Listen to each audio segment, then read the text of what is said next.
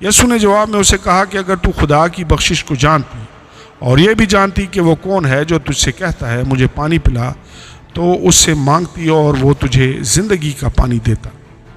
عورت نے اسے کہا ہے خداوند، تیرے پاس پانی بھرنے کو تو کچھ ہے نہیں اور کنواں گہرا ہے، پھر وہ زندگی کا پانی تیرے پاس کہاں سے آیا؟ کیا تو ہمارے باپ یعقوب سے بڑا ہے جس نے ہم کو یہ کنواں دیا اور خود اس نے اور اس کے بیٹوں نے اور اس کے مویشی نے اس میں سے پیا؟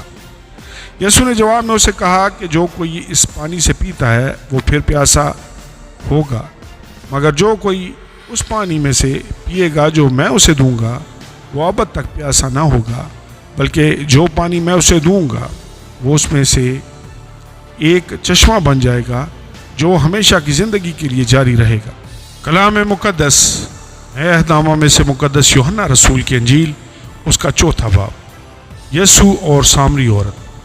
پھر جب خداوند کو معلوم ہوا کہ فریسیوں نے سنا ہے یسوع یوحنا سے زیادہ شاگرد کرتا اور بپتسمہ دیتا ہے، وہ یسوع آپ نہیں بلکہ اس کے شاگرد بپتسمہ دیتے تھے، تو وہ یہودیہ کو چھوڑ کر پھر گلیل کو چلا گیا اور اس کو سامریہ سے ہو کر جانا ضرور تھا۔ بس وہ سامریہ کے ایک شہر تک آیا جو سوخار کہلاتا ہے، وہ اس قطع کے نزدیک ہے جو یعقوب نے اپنے بیٹے یوسف کو دیا تھا، اور یعقوب کا کنواں وہیں تھا جہاں یسوع سفر سے تھکا ماندہ ہو کر اس کنویں پر یوں ہی بیٹھ گیا۔ یہ 6 گھنٹے کے قریب تھا۔ سامریہ کی ایک عورت پانی بھرنے آئی، یسوع نے اس سے کہا مجھے پانی پلا،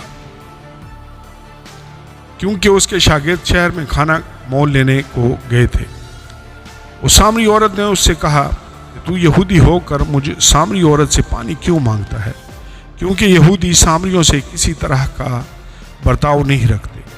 یسوع نے جواب میں اسے کہا کہ اگر تو خدا کی بخشش کو جانتی اور یہ بھی جانتی کہ وہ کون ہے جو تجھ سے کہتا ہے مجھے پانی پلا، تو اس سے مانگتی اور وہ تجھے زندگی کا پانی دیتا۔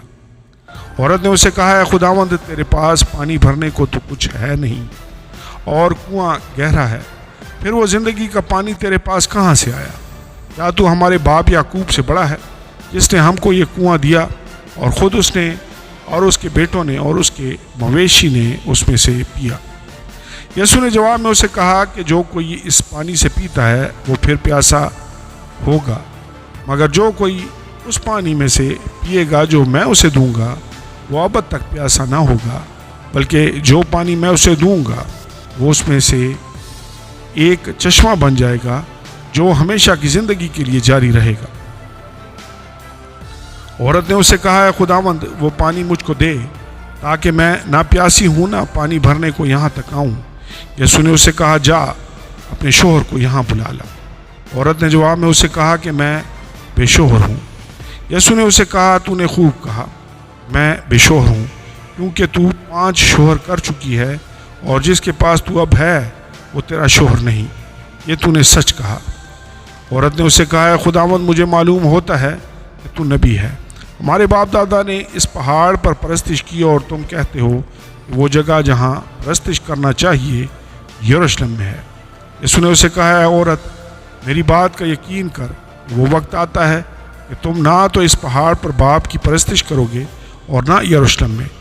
تم جسے نہیں جانتے اس کی پرستش کرتے ہو، ہم جسے جانتے ہیں اس کی پرستش کرتے ہیں، کیونکہ نجات یہودیوں میں سے ہے۔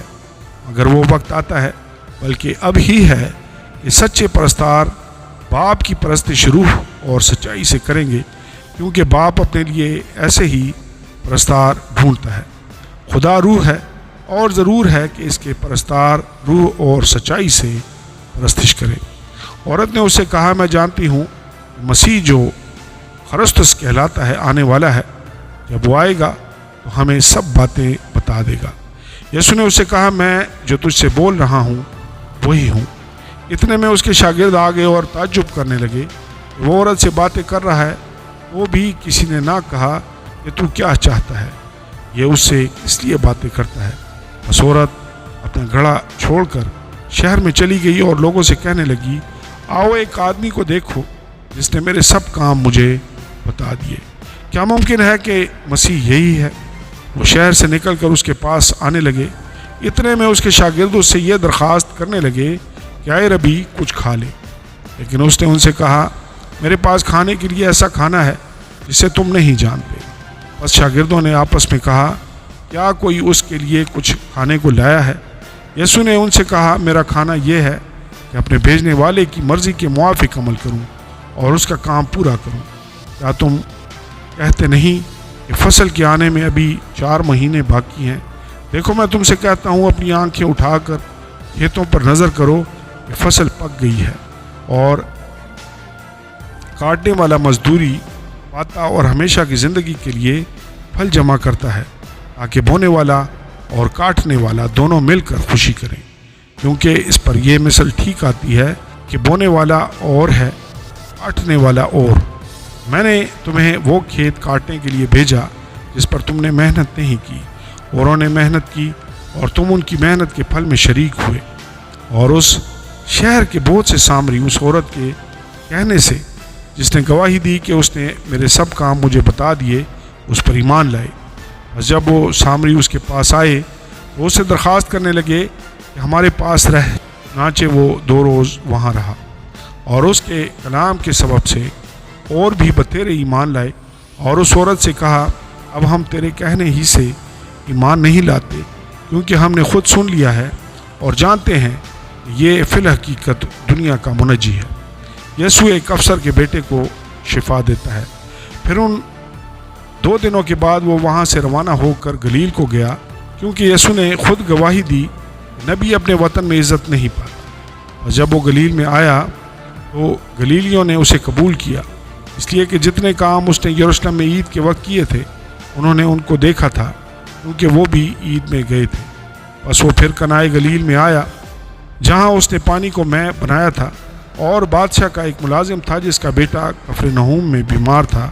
وہ یہ سن کر کہ یسوع یہودیہ سے گلیل میں آ گیا ہے اس کے پاس گیا اور اس سے درخواست کرنے لگا کہ چل میرے بیٹے کو شفا بخش، کیونکہ وہ مرنے کو تھا۔ یسوع نے اسے کہا جب تک تم نشان اور عجیب کام نہ دیکھو ہرگز ایمان نہ لاؤ گے۔ بادشاہ کے ملازم نے اس سے کہا آئے خداوند میرے بچہ کے مرنے سے پہلے چل۔ یسوع نے اسے کہا جا تیرا بیٹا جیتا ہے۔ اس شخص نے اس بات کا یقین کیا جو یسوع نے اس سے کہی اور چلا گیا۔ وہ راستہ ہی میں تھا کہ اس کے نوکر اسے ملے اور کہنے لگے کہ تیرا بیٹا جیتا ہے۔ اس نے ان سے پوچھا کہ اسے کس وقت سے آرام ہونے لگا تھا۔ انہوں نے کہا کہ کل 7ویں گھنٹے میں اس کی تپ اتر گئی۔ بس باپ جان گیا کہ وہی وقت تھا جب یسوع نے اس سے کہا تھا تیرا بیٹا جیتا ہے، اور وہ خود اور اس کا سارا گھرانہ ایمان لایا۔ یہ دوسرا معجزہ ہے جو یسوع نے یہودیہ سے گلیل میں آ کر دکھایا۔ آمین اور آمین۔